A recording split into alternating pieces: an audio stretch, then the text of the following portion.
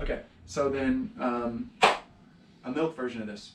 Yeshua is going to be, he'll solve a problem. The problem begins in Genesis and doesn't get resolved until Revelation. Really, it doesn't begin getting resolved until the incarnation, life and ministry, death, resurrection, ascension, and enthronement of Yeshua. Okay, but here's the problem.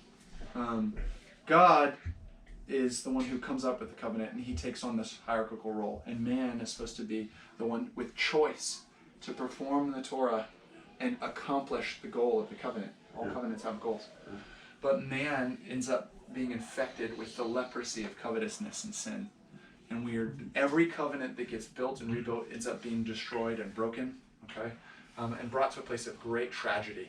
There are three. The good news of the gospel is actually addressing a lot of bad news. Yeah. The bad news of the fall, the bad news of Genesis 6, and the perversity of heaven and earth, and it's breaking down. The bad news of the perversity of heaven and earth and Tower of Babel, and the loss of the Gentiles and the claiming of Abraham. All this bad news. Yeshua is basically God saying, like he says in Isaiah, I'm standing there and I'm watching, and I find that there's no man to stand in the gap for me. So my own right arm will come in and be salvation. There's this idea that God is saying, I am so bent on getting this covenant to work that I will keep my role, but I am not too proud.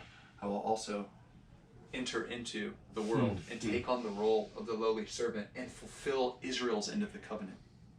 I will fulfill Adam's end of the covenant. I will fulfill Abraham's end of the covenant. I will fulfill Israel's end of the covenant and perform it. And when he performs it, he basically accomplishes it and circles the ring. This is quite similar to, this is partly the backdrop of example, the last words of the Messiah. It is accomplished. Yeah. Okay.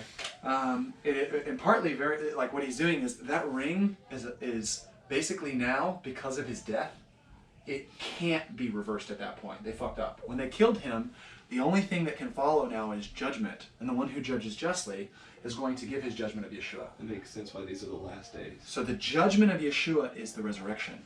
Humans judge Yeshua. Hasatan judges Yeshua. He should die, he should die, he should die, he should die. When Yahweh, the Father, gets his hands on the Son, he says he should live. And he's resurrected. So this is literally the securing of that ring being closed. And when he ascends, he is then enthroned. Adam, a human being, is now locked in step with Yahweh, the Father.